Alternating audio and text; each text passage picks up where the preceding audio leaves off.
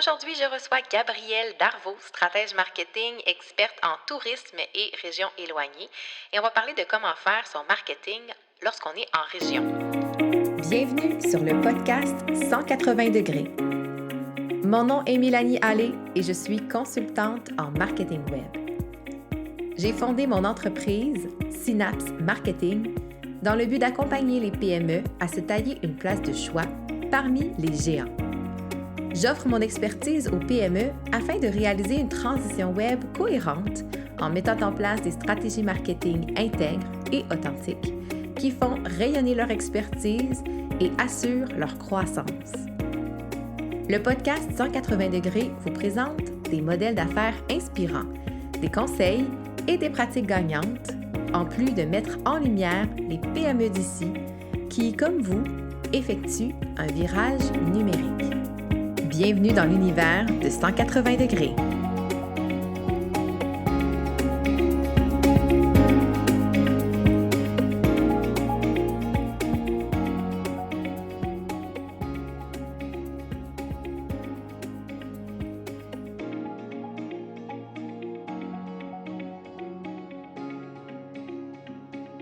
Bonjour tout le monde! Donc aujourd'hui, j'ai le plaisir de recevoir une collègue virtuelle que j'aime appeler, dans le sens où on œuvre dans le même type de service, mais pas avec les mêmes clientèles. Et la discussion aujourd'hui va être super intéressante parce qu'on va parler de tourisme, de régions plus éloignées, de c'est quoi les enjeux aussi à prévoir pour les prochains mois, parce que l'été a été haut en émotion pour, pour les régions du Québec cet été. Donc, j'ai le bonheur de recevoir nul autre que Gabrielle Darvaux. Donc, bonjour Gabrielle. Salut, nul autre que je me sens comme une vedette. Nul autre.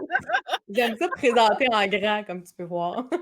Mais Gabrielle, toi, ton expertise et ce que tu aimes faire, c'est vraiment d'accompagner les entreprises touristiques en région, parce que toi aussi, tu es une fille de région. Tu es où pour expliquer aux gens? En fait, moi, je suis à Havre-Saint-Pierre.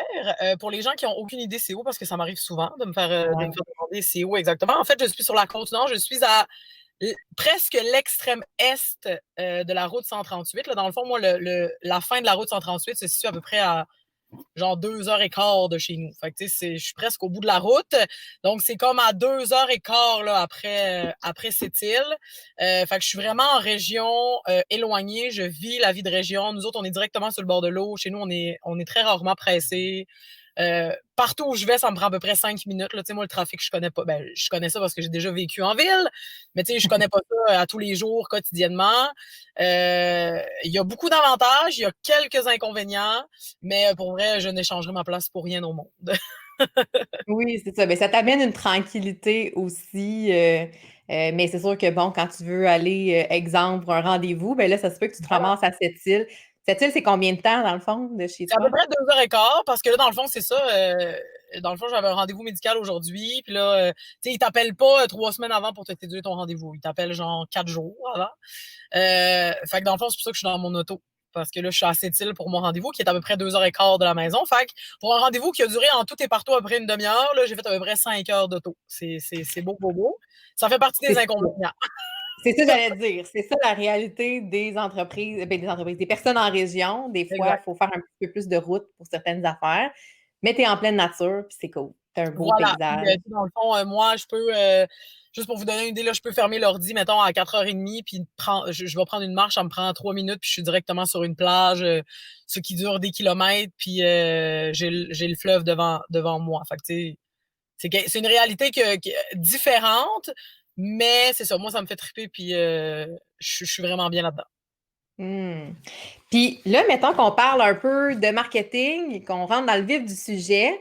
Donc, je l'ai dit en introduction que, dans le fond, toi aussi, tu travailles en marketing comme stratège marketing et plus spécialement avec cette clientèle-là, entre autres. Veux-tu nous parler un peu de ce que tu fais comme Ben oui, en service? fait, moi, principalement, ce que je fais, je vais faire de l'accompagnement et de la création de contenu pour les entreprises régionales et touristiques.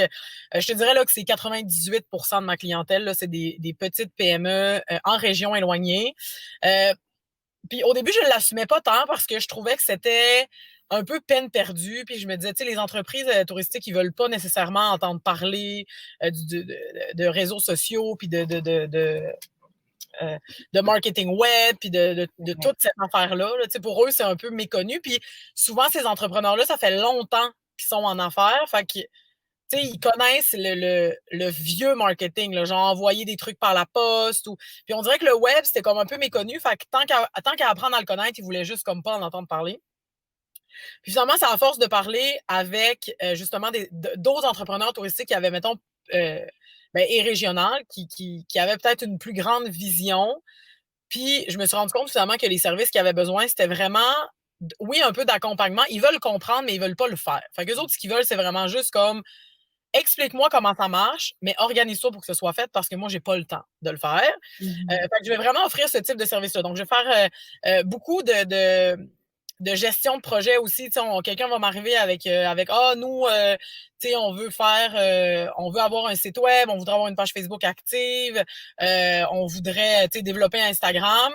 Puis là, moi, j'arrive avec ça. Moi, je vais m'occuper des médias sociaux, mais je vais sous-traiter le site web parce que clairement, oui, je suis capable de faire, mettons, une base de site web, mais si tu veux quelque chose d'un peu plus poussé, clairement, je suis pas la personne toute désignée pour le faire. Fait que je le sous-traite.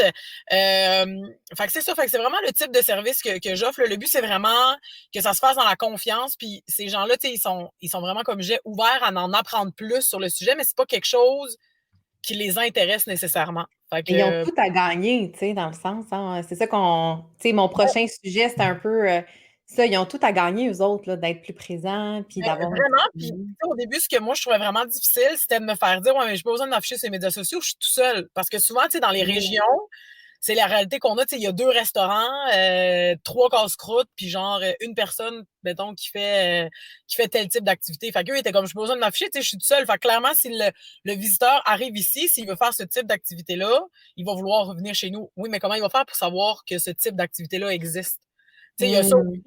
Puis avec le temps, dans mon message, j'ai aussi ajouté le fait que, surtout à l'été 2020, parce que comme tu as dit, ça a été assez intense pour les régions du Québec. Là, entre autres, la Côte-Nord, la Gaspésie, on a été en fait, il y a une marée de gens qui se sont déplacés vers nos régions. Puis à partir de ce moment-là, le message que moi je disais à mes clients beaucoup, c'était est-ce que vous avez pensé à toutes les normes que vous voulez mettre en place pour la COVID, mais que vous ne voulez pas répéter à toutes les fois? Fait que, tu sais, mettez-les sur votre site web, mettez-les sur votre page Facebook, restez-le là pour que les gens puissent les voir. Puis aussi, de créer une espèce de lien d'attachement avec vos gens avant qu'ils partent de la maison. Tu sais, qu'avant qu'ils partent de Montréal, de Québec, des Laurentides, qu'ils sachent, OK, moi, je vais à Havre-Saint-Pierre ou je vais sur la Côte-Nord pour vivre tel type d'activité. Moi, je veux faire de la randonnée, OK, mais où je peux faire de la randonnée sur la Côte-Nord? Puis j'ai eu la chance de parler avec des gens qui sont venus ici, puis entre autres sur la Côte-Nord, puis qui m'ont dit, nous, Gabriel, ce qu'on a vraiment trouvé difficile, c'est ça. C'est qu'avant de partir, on voulait planifier des trucs, mais on n'a rien trouvé, ou on a presque rien trouvé. Fait que d'avoir des témoignages comme ça m'a permis justement d'aller voir les entreprises puis de leur dire, regardez, les gens, ils disent que maintenant, ce qu'on fait, puis on le fait tout, là, je veux dire, moi, là, clairement, je vais dans une autre ville, dans un autre pays, rarement, mais mettons dans une autre ville. Alors, voilà, enfin, que je fais, je sors mon téléphone, puis je cherche c'est quoi les restaurants à proximité d'où je suis. Je regarde, tu sais, c'est quoi ce que je pourrais faire rapidement autour. Fait que si t'existes pas, moi, je te trouverais pas. Pour toi, c'est quoi les erreurs principales que les entreprises touristiques ou les entreprises en région éloignée, c'est quoi qui font que, selon toi, ça devrait être à corriger dans la prochaine année? J'en ai un peu parlé tantôt, puis je pense que c'est vraiment de se dire, tu sais, moi, j'ai pas besoin de m'afficher, je suis tout seul. Où on n'est pas beaucoup. Fait que, tu sais, clairement que... Puis, tu sais, c'est vrai, là, je veux dire, mettons, je prends l'exemple de Havre-Saint-Pierre. Tu sais, on a quelques restaurants. Fait que clairement, s'il y a quelqu'un qui vient passer une semaine à Havre-Saint-Pierre, il a comme pas le choix de toutes les faire parce qu'il y a, tu sais, il y a pas le choix. Il y a pas le choix, mais tu sais, logiquement, à Havre-Saint-Pierre, il va bien voir, tu sais, quel resto il y a sur place. Fait que c'est un peu vrai. Mais moi, ce que je dis à mes clients, c'est votre page Facebook, votre site Internet, votre compte Instagram, peu importe quelle plateforme vous utilisez, ça vient un peu un outil pour faire vivre une expérience à votre client. Puis, je vais... en fait, Mélanie, tu as été invitée sur le podcast, puis on a parlé aussi du fait de... Tu sais, une page Facebook, c'est pas juste des promos, puis c'est pas juste de dire que vous avez 15% de rabais sur tel produit, puis c'est pas juste tu sais, c'est vraiment de faire vivre un peu comment ça se passe dans votre commerce via les médias sociaux. Puis, tu sais, des fois, c'est aussi niaiseux que juste de prendre votre téléphone puis de filmer, genre, le trajet que quelqu'un ferait normalement dans votre commerce ou dans votre activité touristique. Hmm. Puis, tu sais, puis moi, je le dis beaucoup, beaucoup à mes clients. Tu sais, oui, mettons, vous avez un restaurant, mais avez-vous pensé à tout ce que vous avez autour? Tu sais, faire donner envie aux gens de venir, c'est oui, montrer ce que vous avez, mais c'est montrer aussi ce que la région a. Fait que, tu sais, c'est de le montrer le bord de mer, c'est de montrer les plages qui finissent jamais. Tu sais, c'est de montrer les îles, parce que nous, là, je prends l'exemple pour Havre-Saint-Pierre, mais ça s'applique pour toutes les régions du Québec, là. Tu sais, c'est de montrer ça, puis c'est de travailler aussi beaucoup en collaboration avec les autres commerces qui offrent des services qui peuvent venir compléter ce que nous, on offre déjà. Fait que c'est vraiment ça que je pense que l'erreur que les gens font le plus, c'est de ne pas s'afficher puis de ne pas être présent sur les plateformes en se disant, ben c'est pas grave parce que si la personne se rend, ben elle va venir chez nous. Ouais, mais si on faisait le contraire, si on se disait que nous, on était une raison pour que les gens viennent, puis j'ai un super bel exemple de ça, là, rapidement. Là, il y a un gars au Nouveau-Brunswick, OK? Il y a un restaurant, OK? Puis là, ben, avec la pandémie, je sais pas ce que ça a donné parce que moi, c'était pré-pandémie, mettons, la recherche que j'avais faite. Là. Ce gars, il y a un restaurant, OK? C'est un petit restaurant de peut-être, je sais pas, une vingtaine de places, OK? Et lui, il ouvre ses réservations le 8 janvier, là, puis tout se book comme ça. Genre du monde à l'international, du monde en Europe, en France, au Québec, tout le monde veut aller manger là. Mais tu sais, en même temps, il est dans une région quand même reculée du Nouveau-Brunswick. Qu'est-ce qui fait que tout le monde va aller manger là? Ben, clairement, parce qu'il y a une présence, puis que les gens le connaissent, puis que les gens savent qu'il existe. Puis les réseaux sociaux sont une belle façon aussi d'activer le bouche-à-oreille qui, moi, je crois qu'en 2020, le bouche-à-oreille demeure quand même la meilleure stratégie marketing. C'est vraiment... Ça nous ramène aux micro-influenceurs. Genre, toi puis moi, on est quand même présents sur Instagram. Puis on s'entend que si on vit une expérience wow en région, on va le partager à tous nos contacts qui nous suivent. Fait que le bouche à oreille, ça peut être de différentes façons, sur différents canaux. Fait que c'est ça qu'il ne faut pas négliger. Il n'y a pas juste les vrais Instagrammeurs que là, qu'on veut qu'ils viennent, mais il y a tout le monde aussi. Ben, en fait, les gens, puis ça s'applique pour pas mal toutes les entreprises, mais les gens qui viennent dans vos commerces puis qui vous créent du contenu, là, c'est du contenu gratis que vous pouvez réutiliser. Puis en vrai, ces personnes-là là, qui vous taguent dans des stories Instagram ou qui vous taguent sur Facebook, là, tout ce qu'ils veulent, là, c'est que vous repartagiez leur contenu. Fait que c'est du contenu gratuit. Là. Fait que si vous offrez une belle expérience, un bon service à la clientèle, puis que vous offrez une expérience wow, comme tu disais, ben, les personnes ils vont partager ça sur leurs médias sociaux. Puis en plus de vous donner de visibilité, ça vous donne du contenu gratis. Là. Fait que genre, tout le monde est gagnant. Exactement, exactement. Puis, en fait, on en a parlé parce que, comme tu l'as dit, tu m'as invité à ton podcast cette semaine. Puis, ça a été un truc qu'on a parlé, je crois, pendant ou après, je suis plus sûre. Mais comment penses-tu que les entreprises touristiques peuvent se préparer? Parce que là, 2020, ils ont été pris par surprise. Mais là, on ne fera pas l'erreur deux fois. Fait que, comment ils peuvent se préparer selon toi? C'est quoi les points là, à ne pas négliger? Ben, en fait, toutes les régions du Québec doivent se préparer parce que, ben, en tout cas, moi, j'ai eu des discussions avec différentes associations touristiques, puis on évalue que les retombées de 2020 vont s'étendre sur 10 ans. Fait que pendant 10 ans, les saisons touristiques au Québec vont probablement être beaucoup plus élevées que ce qu'on a connu. Puis là, c'est un couteau à deux tranchants parce que là, clairement, qu'il y a probablement des entreprises qui vont se dire ouais, mais tu sais, j'ai pas besoin de rien faire. En vrai, tout le monde va venir au Québec. Tu sais, je veux dire. Puis là, surtout qu'en 2020, les gens avaient pas le choix de voyager au Québec parce qu'on était comme. Tu sais, on était comme, vous pouvez voyager, mais idéalement, essayer de rester essayer de rester au Québec. Fait que c'est comme un couteau à double tranchant. Mais je crois que pour se préparer, en fait, premièrement, essayez de rendre l'expérience. Tu sais, je veux dire, vous serez pas capable de tout mettre en place pour éviter les files d'attente ou pour éviter les gens qui vont devoir attendre à l'extérieur ou, tu sais, par exemple, je sais pas là s'il y a une quatrième vague, là, quelque chose que j'espère qu'il n'arrivera pas, que les restaurants ne peuvent que faire du take-out. Ben, clairement, vous ne serez pas capable de pas avoir de pas avoir de fil ou peu importe. Essayez de rendre l'expérience la plus positive possible. Mais là, je donne un exemple d'un restaurant de mon secteur. Cet été, lui, il a engagé un chansonnier qui est allé jouer pour la file d'attente, qui devait attendre à l'extérieur le temps que le temps qu'on fasse le switch de table et tout. Puis je pense que c'est une expérience qui a été vraiment beaucoup appréciée par les visiteurs, justement, d'avoir ça, puis de sentir qu'ils sont un peu pris en charge, que c'est pas juste un portefeuille qui vient chez nous, qu'on veut vraiment leur faire vivre une expérience positive. Fait que je pense que ça de tout mettre, de tout trouver en votre pouvoir pour être capable d'être prêt. Puis la deuxième chose, c'est de se mettre en action maintenant, justement, pour donner envie aux gens de venir chez nous pour les bonnes raisons. Pas parce qu'ils sont obligés, parce qu'ils ne peuvent pas aller en Europe ou parce qu'ils ne peuvent pas aller aux États-Unis.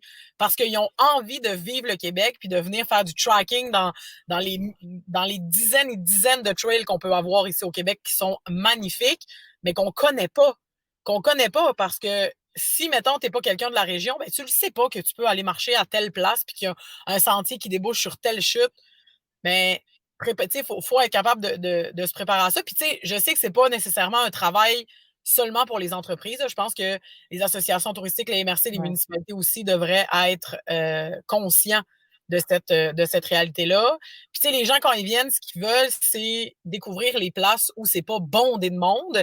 Puis, nous, on a la chance d'avoir un immense territoire, puis c'est la réalité pour beaucoup de régions au Québec, d'avoir un immense territoire. Fait que quand tu viens, là, même s'il y a je sais pas, même s'il y a 3 fois la population de mon village, mettons, mais les espaces sont tellement grands que tu le ressens pas nécessairement qu'il y a genre 3 fois la population du village aujourd'hui. Fait que je pense que c'est ça, c'est de rendre ça le plus positif possible. Je pense que c'est la meilleure façon de se préparer.